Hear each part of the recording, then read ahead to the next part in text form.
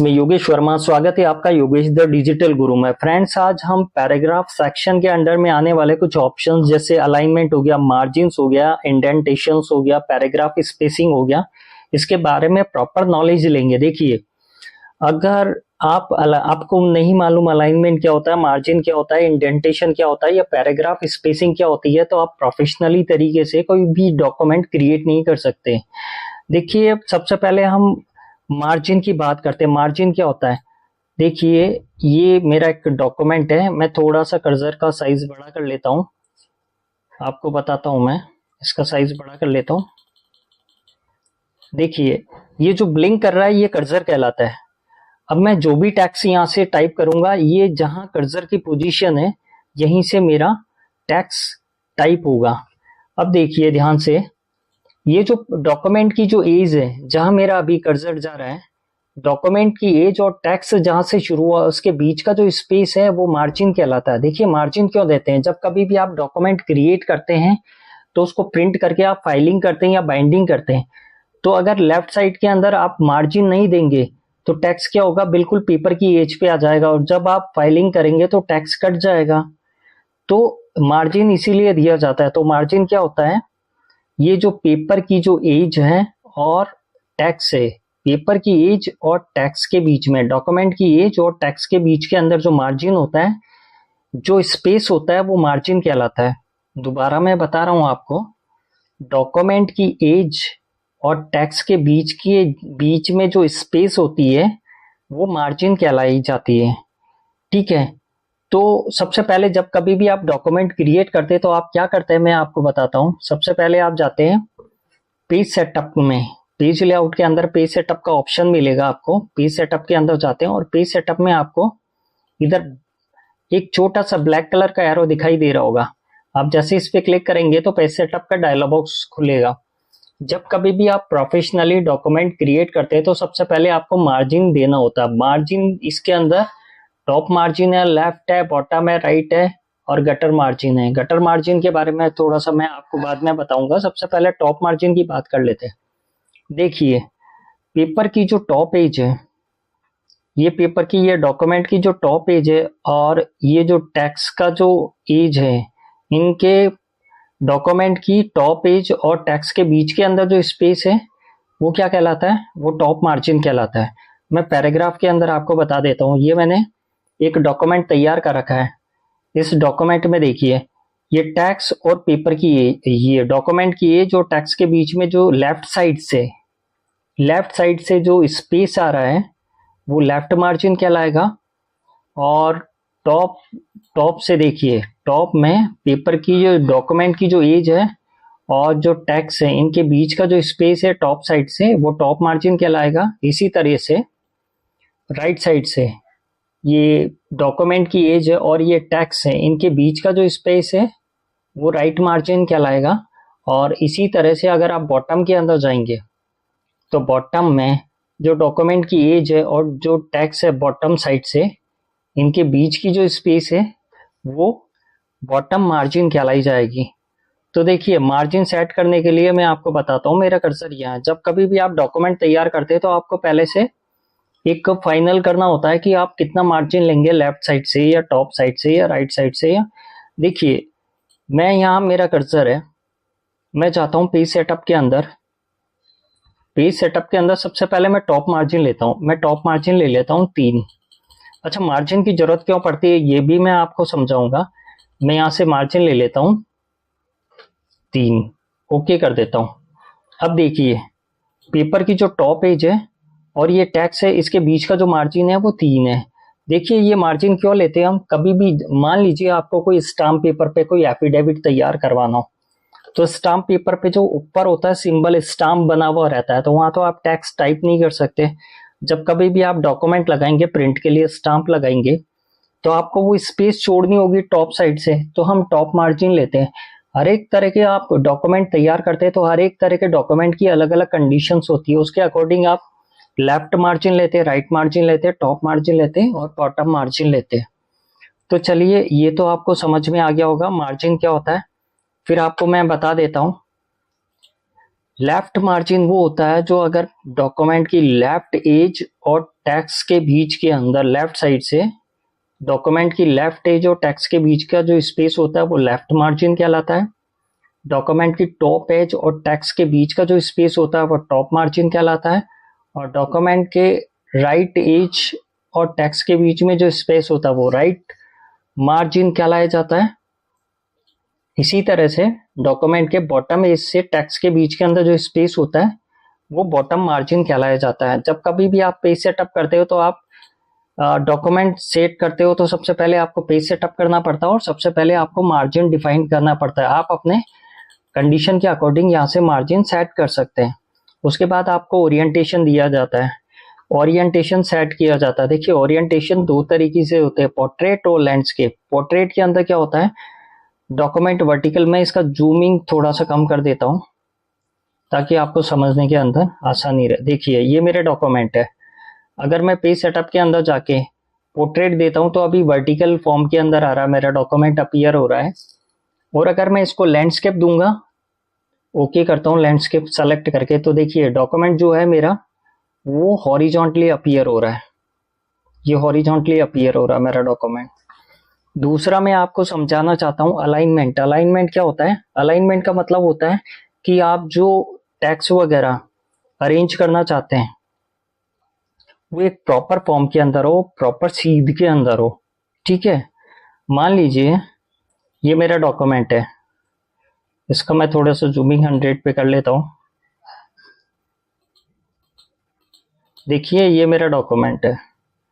इस डॉक्यूमेंट के अंदर पेज सेटअप के अंदर मैं अलाइनमेंट के लिए मैं जाऊंगा पेज लेआउट के अंदर जाऊंगा। पेज लेआउट मीनू आप जैसे ऊपर देख रहे हैं, अलाइनमेंट के लिए मैं पेज लेआउट के अंदर आप पैराग्राफ सेक्शन देख रहे हैं पेज लेआउट मीनू के अंदर।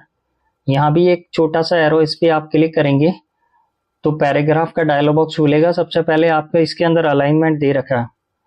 अलाइनमेंट इसके अंदर कुछ तरह के अलाइनमेंट है, लेफ्ट, सेंटर, जस्टिफाइड, राइट। देखिए मैं आपको तरीके से बता देता हूँ। अभी जो मेरा डॉक्यूमेंट है मैं टैक्स के ऊपर आपको करके बता देता हूँ। ये मेरा जो टैक्स है मार्जिन वाला, अगर मैं अलाइनमेंट लेता हूँ, लेफ्ट अलाइनमेंट लेता हूँ तो क्या होगा, अभी जो टैक्स है लेफ्ट साइड में आ रहा है, बिल्कुल सीधा आ रहा है। अगर मैं सेंटर लूंगा तो ये सेंटर में आ जाएगा, और अगर मैं राइट में लूंगा तो राइट साइड से अलाइन हो जाएगा। देखिए ये राइट साइड से अलाइन हो जाएगा। अब इसको हम पैराग्राफ में करके देखते हैं। देखिए ये मेरा पैराग्राफ है, ये पैराग्राफ है, ये रेड वाला जो पैराग्राफ है मैं इसको सेलेक्ट करता हूँ। देखिए ये बड़ा पैराग्राफ को मैं सेलेक्ट कर लेता हूँ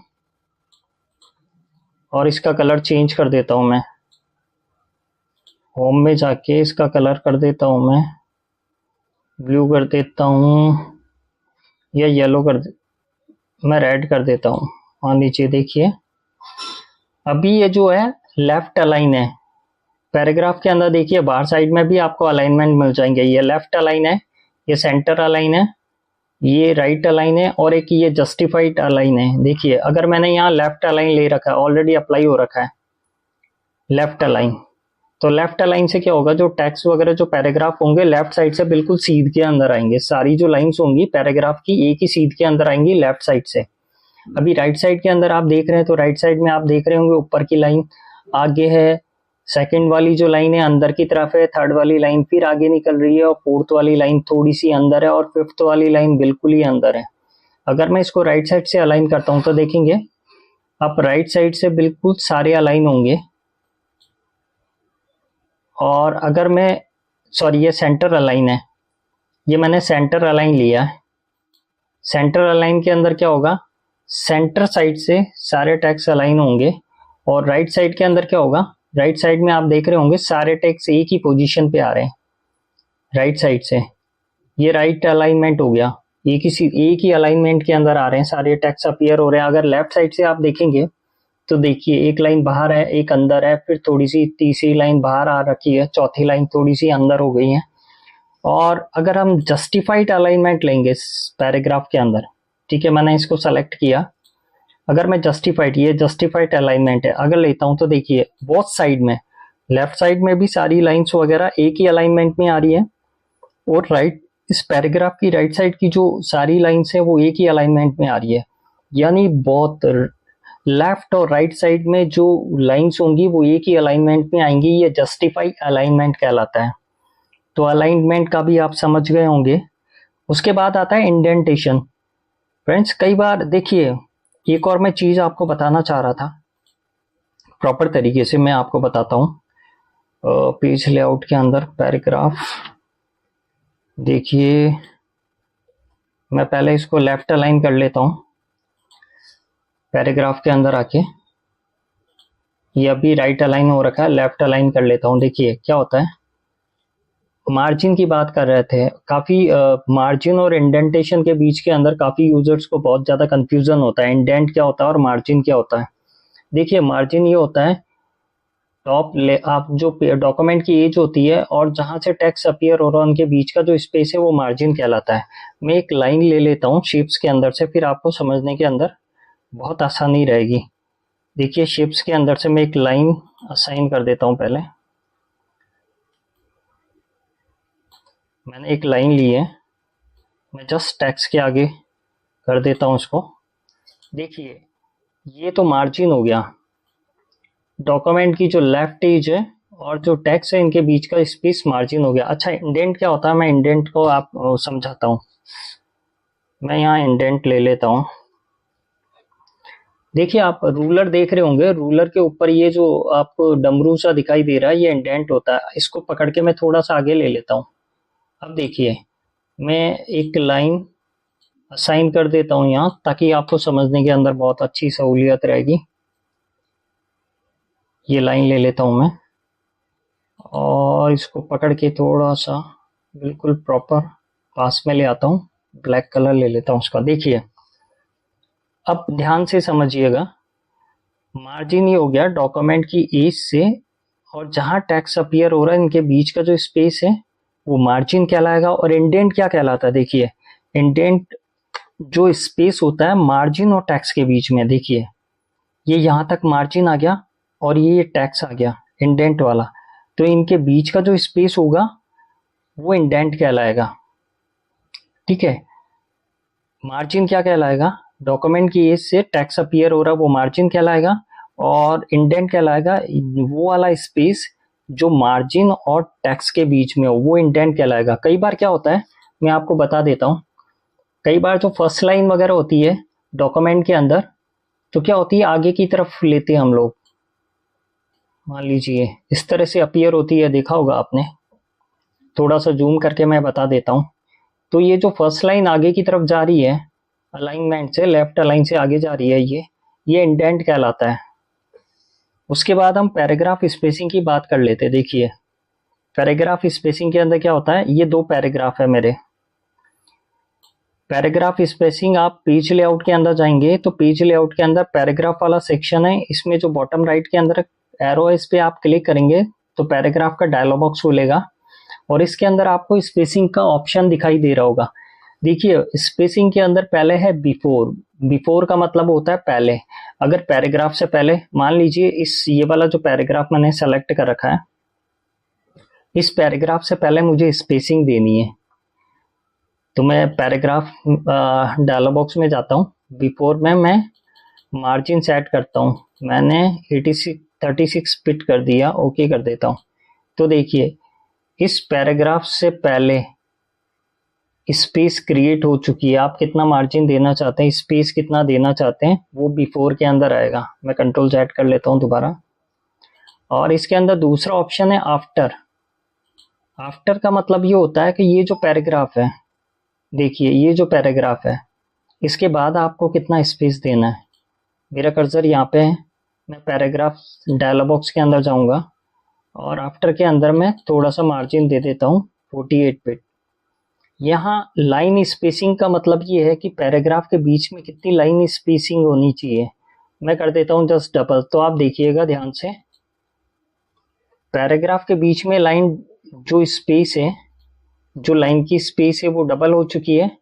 और देखिए मैं बीच वाले स्पेस पे थोड़ा सा पेज को मैं सेट कर देता हूँ, A4 पे ले आता हूँ, उसके बाद में आपको समझाता हूँ। अभी ये लेटर पे है A4 के अंदर, ओके। देखिएगा ध्यान से, ये मेरा पहले वाला, ये मेरा, मान लीजिए इसको मैं येलो कलर से हाईलाइट कर देता हूं ताकि आपको समझने के अंदर कोई परेशानी नहीं रहेगी। येलो कलर से हाईलाइट कर देता हूं।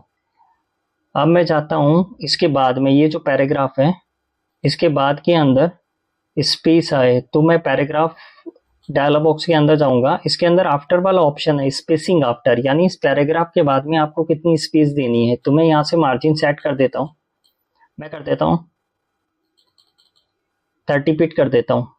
और यहाँ से ये जो पैराग्राफ है, इनके बीच में जो लाइंस हैं, इन पैराग्राफ में जितनी भी लाइंस हैं, इनके बीच के अंदर कितनी स्पेस होनी चाहिए, सिंगल होनी चाहिए, 1.5 लाइंस वाली होनी चाहिए, डबल होनी चाहिए। मान लीजिए मैं डबल कर देता हूँ, ओके कर देता हूँ।